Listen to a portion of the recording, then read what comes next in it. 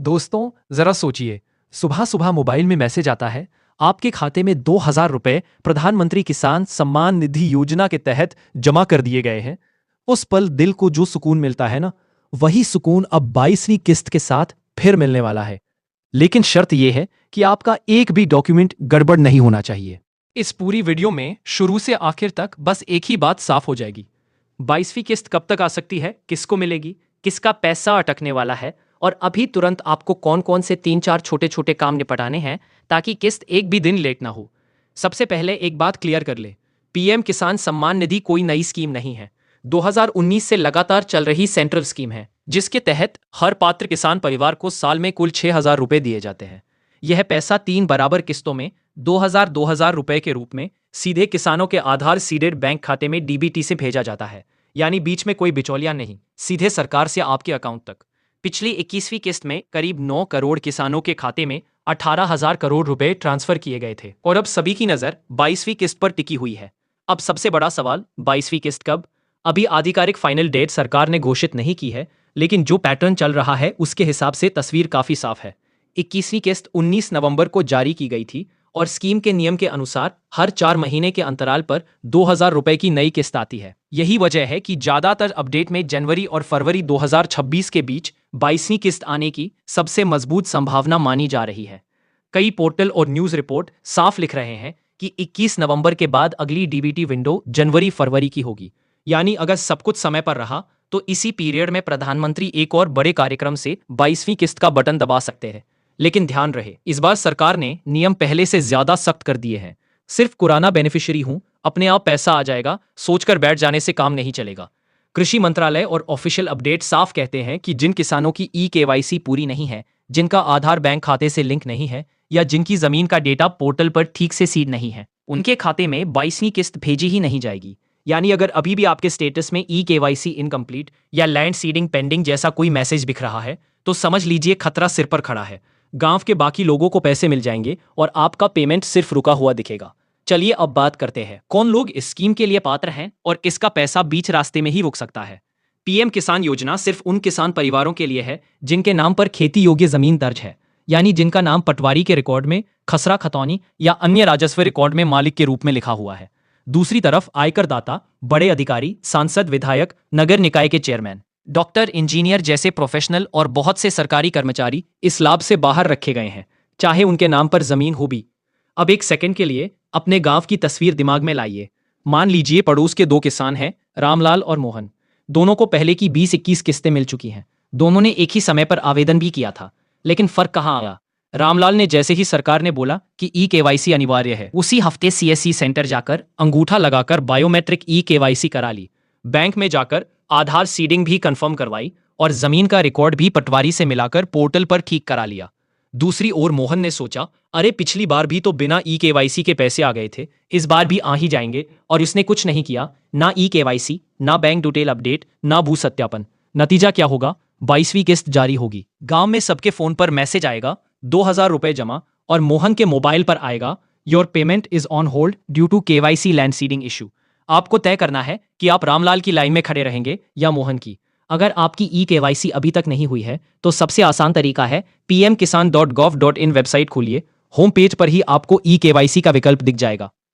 वहां आधार नंबर डालकर ओटीपी के जरिए ई-केवाईसी पूरी की जा सकती है, बशर्ते आपका मोबाइल नंबर आधार से लिंक हो। जिनका मोबाइल आधार से लिंक नहीं, वे नजदीकी कॉमन सर्विस सेंटर या लोक सेवा केंद्र पर जाएं, जहां बायोमेट्रिक के जरिए कुछ सेकंड में ई-केवाईसी कर दी जाती है। इसके बाद दूसरा जरूरी कदम, बैंक अकाउंट और आधार सीडिंग। योजना के नियम साफ कहते हैं कि किसान का बैंक अकाउंट उसी नाम से होना चाहिए जो आधार और राजस्व रिकॉर्ड में दर्ज है, और यह अकाउंट आधार से लिंक भी होना चाहिए। तभी डीबीटी से 2,000 रुपए की किस्त आपके खाते में क्रेडिट होगी।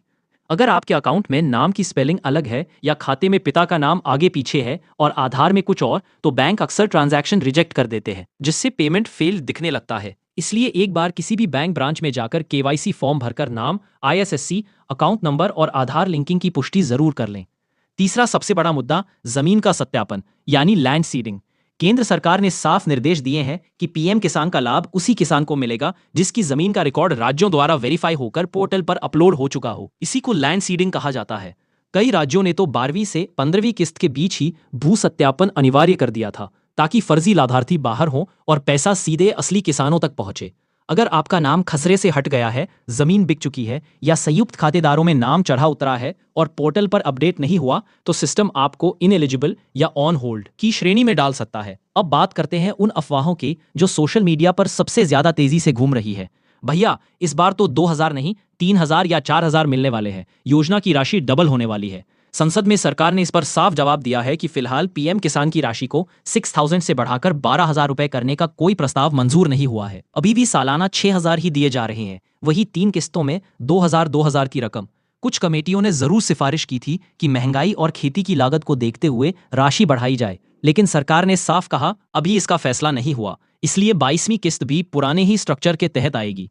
तो अब तक आपके दिमाग में 3 बातें साफ हो जानी चाहिए। पहला, 22वीं किस्त की अपेक्षित तारीख जनवरी-फरवरी 2026 के बीच की है। दूसरा, किस्त की राशि इस बार भी 2000 रुपए ही है। और तीसरा, ई-केवाईसी, आधार सीडेड बैंक अकाउंट और जमीन की लैंड सीडिंग बिना किसी हालत में छोड़नी ही नहीं है।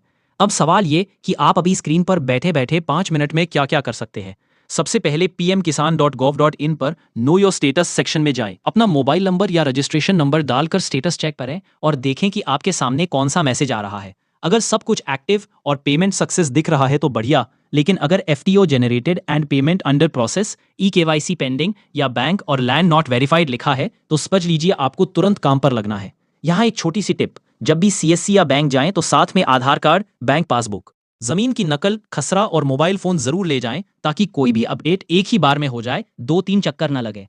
अगर आपके गांव या ब्लॉक में कैंप लगकर ई-केवाईसी या भूमि सत्यापन हो रहा हो तो वहां भी तुरंत पहुंचिए, क्योंकि ऐसे कैंप में काम तेजी से होता है और कई बार सरकारी अफसर खुद पोर्टल पर एंट्री कर देते हैं। अब जरा सोचिए, जब 22वीं किस्त आएगी तो आप उस पैसे का सबसे पहले क्या करने वाले हैं? कोई नया बीज खरीदेंगे, खेत में नई सिंचाई पाइप लगवाएंगे या उधार लिया हुआ थोड़ा बहुत पैसा चुकाएंगे? अगर अभी से प्लान बनाकर रखेंगे तो ये 2000 रुपए आपकी खेती में असली निवेश बनेंगे, सिर्फ खर्चा नहीं। यही इस स्कीम का असली मकसद भी है, छोटे और सीमांत किसानों को हर 4 महीने में एक छोटा सा आर्थिक सहारा देना, ताकि वे महंगे इनपुट और मार्केट की अनिश्चितता के बीच थोड़ा मजबूत खड़े रह सकें। और अब आता है इस वीडियो का सबसे जरूरी इंगेजिंग हुक। अगर आप भी उन करोड़ों किसानों में हैं जो 22वीं किस्त का इंतजार कर रहे हैं, तो कमेंट बॉक्स में एक लाइन जरूर लिखिए, मैंने अपनी ई-केवाईसी और लैंड सीडिंग पूरी कर ली है, या फिर मेरा कौन सा स्टेटस दिख रहा है। इससे न सिर्फ आपको खुद अलर्टनेस रहेगी, बल्कि दूसरे किसान भाइयों को भी आइडिया मिलेगा कि वे कहां पीछे रह रहे हैं। कौन कौन से राज्य में किस तरह की दिक्कत ज्यादा आ रही है, ये भी कमेंट पढ़कर साफ दिखने लगेगा और उसी के हिसाब से आगे के अपडेट वाली वीडियो बनाई जा सकती है। वीडियो खत्म होने से पहले आपसे बस 2 छोटी सी रिक्वेस्ट है। पहली, अगर यहां दी गई जानकारी से आपको थोड़ा भी फायदा लग रहा हो, अगर आपको लग रहा हो कि अब 22वीं किस्त मिस नहीं होगी, तो इस वीडियो को अपने गांव के व्हाट्सएप ग्रुप और रिश्तेदार किसान भाइयों के साथ शेयर जरूर कर दीजिए, ताकि किसी का पैसा सिर्फ एक अधूरी ई-केवाईसी की वजह से न रुक जाए। और दूसरी बात, ऐसे ही क्लियर और समय पर मिलने वाले अपडेट आप आगे भी मिस न करें, इसलिए चैनल को अभी सब्सक्राइब कर लीजिए और बेल आइकन पर भी क्लिक करिए, ताकि जैसे ही 22वीं किस्त की ऑफिशियल तारीख, डबल पेमेंट या किसी नए नियम की खबर आए, सबसे पहले नोटिफिकेशन आपके मोबाइल पर पहुंचे। तो किसान भाइयों और बहनों, अभी स्क्रीन बंद मत कीजिए। अगली वीडियो में स्टेप बाय स्टेप दिखाया गया है कि मोबाइल से ही घर बैठे ई-केवाईसी और स्टेटस चेक कैसे करना है। बस एक क्लिक में पूरा प्रोसेस समझ में आ जाएगा और 22वीं किस्त का रास्ता साफ हो जाएगा।